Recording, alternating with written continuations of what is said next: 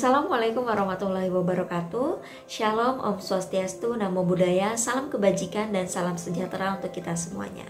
Kami dari kelas Psikologi Industri dan Organisasi kelas 13 F3 dengan dosen pengampu Ibu Dr. Alimatus Zahra, MM, MSI Psikolog. Kami akan menyampaikan mengenai penilaian kinerja. Dan saya tidak sendiri, saya dengan teman-teman saya dari kelompok 2. Adapun daftar nama dan NIM dari kelompok 2 sudah tertera dalam slide di samping.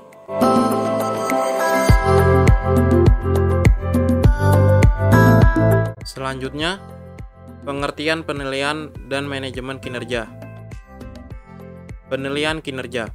Penilaian kinerja dan evaluasi kualitas kerja SDM secara periodik berdasarkan tolak ukur standar kinerja disertai dengan umpan balik yang diberikan kepada mereka dari berbagai sumber. Yang kedua, manajemen kinerja. Proses sistematis untuk mengelola, mengevaluasi, dan meningkatkan kinerja SDM. Penilaian kinerja merupakan faktor penting dalam menentukan kesuksesan manajemen kinerja. Yang selanjutnya, ada tujuan penilaian kinerja. Yang pertama, mengetahui keterampilan dan kemampuan SDM. Yang kedua, sebagai dasar perencanaan bidang SDM. Yang ketiga, sebagai dasar pengembangan dan pendayagunaan SDM. Yang keempat, mendorong terciptanya hubungan timbal balik atasan bawahan yang sehat. Yang kelima, mengetahui kondisi organisasi secara keseluruhan dari bidang SDM. Yang keenam, secara pribadi, bagi karyawan mengetahui kekuatan dan kelemahannya untuk memacu perkembangannya, dan bagi atasan yang menilai akan lebih memperhatikan dan mengenal bawahannya atau karyawannya. Yang terakhir, hasil penelitian pelaksanaan pekerjaan dapat bermanfaat bagi penelitian dan pengembangan di bidang SDM. Beberapa kesalahan umum penilai dalam melakukan penilaian kinerja antara lain sebagai berikut. Yang pertama ada leniency error, yaitu penilai memberikan nilai lebih positif dari yang seharusnya. Yang kedua ada severity error, yaitu penilai memberikan nilai lebih rendah dari yang seharusnya.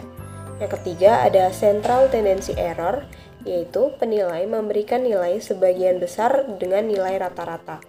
Yang keempat ada halo error, yaitu penilai memberikan nilai yang sama dalam sejumlah indikator.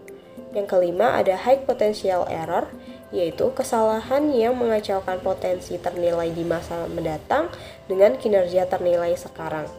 Yang keenam ada similar to me error, yaitu menilai perilaku, sikap, kebiasaan sama dengan penilai lebih tinggi dari ternilai lainnya.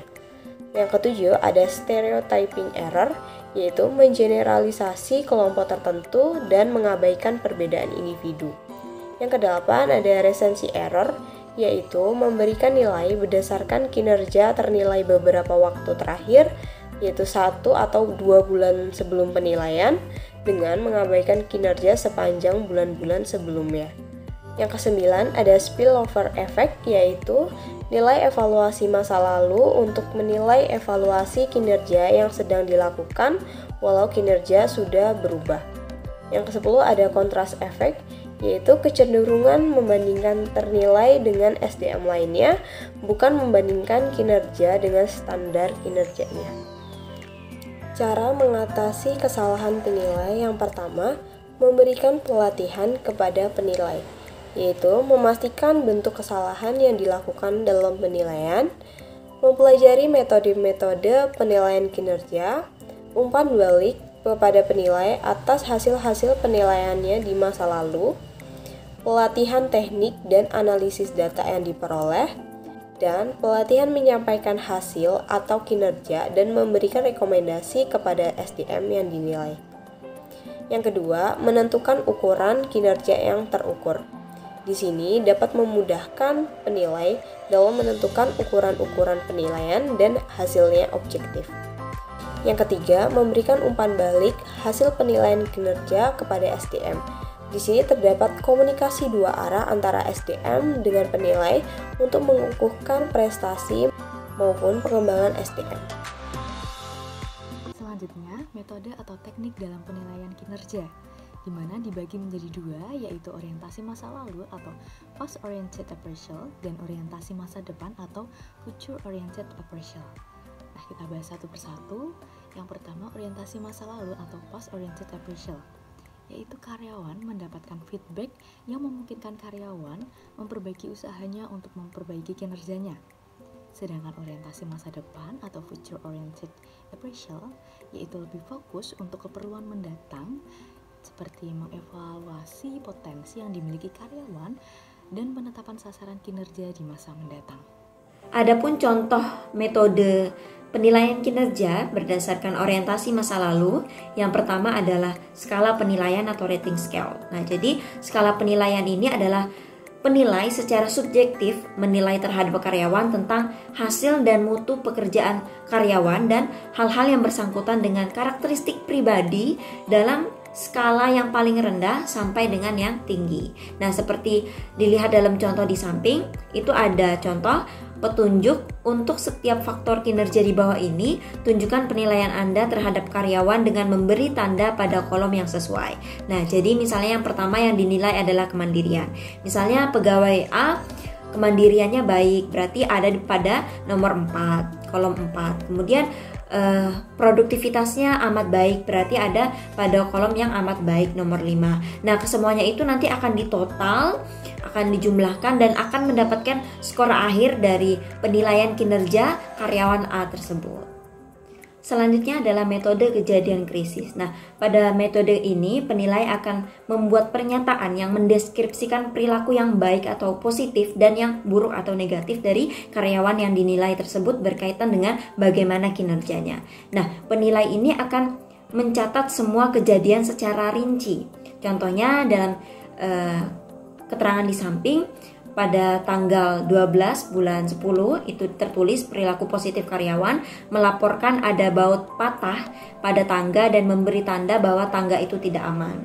Kemudian tanggal 15 bulan 10 memadamkan api kecil di tempat sampah secara cepat dan tepat. Nah, itu perilaku positif. Nah, kemudian perilaku negatifnya pada tanggal 3 bulan 11 itu meninggalkan selang di sepanjang koridor gudang. Kemudian tanggal 27 bulan 11 merokok di gudang bahan kimia. Nah, jadi semua yang dilakukan, semua yang terjadi dari karyawan yang dinilai itu ditulis, entah itu baik maupun buruk, semuanya ditulis dengan rinci. Itulah metode kejadian krisis. Yang selanjutnya adalah metode checklist. Nah, pada metode checklist ini penilai itu akan memilih kata-kata atau membuat kalimat dulu yang mendeskripsikan kinerja atau karakteristik karyawan. Jadi setelah dituliskan listnya, baru dicek atau disurvei langsung ke karyawannya apakah karyawannya itu melakukan sesuai dengan deskripsi yang telah dibuat atau tidak, seperti itu. Misalnya seperti ini, contoh uraiannya. 1. Memiliki kemampuan dan kemauan untuk menyusun perencanaan, mengorganisir dan berinisiatif menindaklanjuti secara konkret. Nah, setelah dilihat, oh ternyata memang ada kriteria tersebut, tapi mungkin cuma sekitar 25 bobotnya. Kemudian yang kedua, menunjukkan kesiapan untuk selalu membantu orang lain yang membutuhkan. Nah, karyawan mungkin mempunyai sikap seperti itu juga, tapi mungkin hanya sekitar 40 bobotnya. Nah, semuanya nanti akan ditulis berapa bobotnya dan akan dijumlahkan, seperti itu. Metode selanjutnya adalah forced choice method. Nah, pada metode kali ini akan menyuguhkan pertanyaan terlebih dahulu kepada penilai tentang bagaimana sih seorang pekerja itu, sehingga penilai dituntut harus menunjukkan item yang paling tepat untuk menggambarkan seorang pekerja. Nah, jadi penilai ini akan memilih satu pernyataan atau satu kata pernyataan yang paling sesuai pada setiap pasangan pernyataan tentang karyawan yang akan dinilai. Contohnya pada contoh di samping, pada uraian itu nomor 1 ada inspirator, ada pekerja keras. Nah, penilai dalam menilai karyawan A, misalkan seperti itu, harus memilih salah satu. Apakah karyawan A ini inspirator ataukah karyawan A ini pekerja keras? Jadi tidak bisa keduanya, hanya pilih salah satu. Apakah dia lebih menginspirasi ataukah dia lebih terlihat sebagai orang yang bekerja keras? Kemudian nomor 2, apakah karyawan ini lebih suka dalam bekerja tim ataukah dia lebih pada kemampuan individual. Nah, itu akan dipilih oleh penilai. Kemudian apakah si karyawan ini hadir tepat waktu, apakah si karyawan ini sering terlambat. Jadi dari pasangan pernyataan itu, pasangan kata itu hanya satu yang dipilih oleh penilai untuk menggambarkan mana sih yang lebih sesuai dengan kondisi evaluasi dari karyawan yang dinilai tersebut. Selanjutnya, orientasi masa lalu yang kelima yaitu catatan prestasi atau accomplishment record, daftar prestasi yang dihasilkan SDE, misalnya 1. Publikasi ilmiah, 2. Sebagai pembicara dalam seminar, dan yang ketiga selaku pejabat atau pemimpin, dan yang terakhir kegiatan profesional lainnya yang berkaitan. Selanjutnya ada orientasi masa depan, di mana lebih terfokuskan pada keperluan yang akan mendatang dengan cara mengevaluasi kinerja yang dimiliki karyawan dan menetapkan sasaran kerja di masa yang akan mendatang dengan cara yang pertama adalah penilaian terhadap diri sendiri dengan memberikan wewenang atau tanggung jawab kepada karyawan untuk menilai diri sendiri. Penilaian tersebut berguna untuk mengevaluasi dan mengembangkan terhadap diri mereka sendiri di masa depan. Selanjutnya adalah yang kedua, manajemen berdasarkan sasaran, yaitu berisi target kerja yang dapat diukur secara objektif dan merupakan kesepakatan antara karyawan dan manajer. Lalu yang ketiga ada psychological appraisals, di mana merupakan metode penilaian kinerja karyawan yang dapat membantu menemukan potensi tersembunyi seorang karyawan. Hal ini menggunakan bantuan tenaga psikolog untuk mengevaluasi potensi individu karyawan di masa mendatang. Lalu yang keempat ada assessment center, yaitu merupakan suatu bentuk penilaian karyawan yang telah distandarkan dan terdiri dari berbagai macam tipe evaluasi dan terdiri dari banyak penilai dalam tim.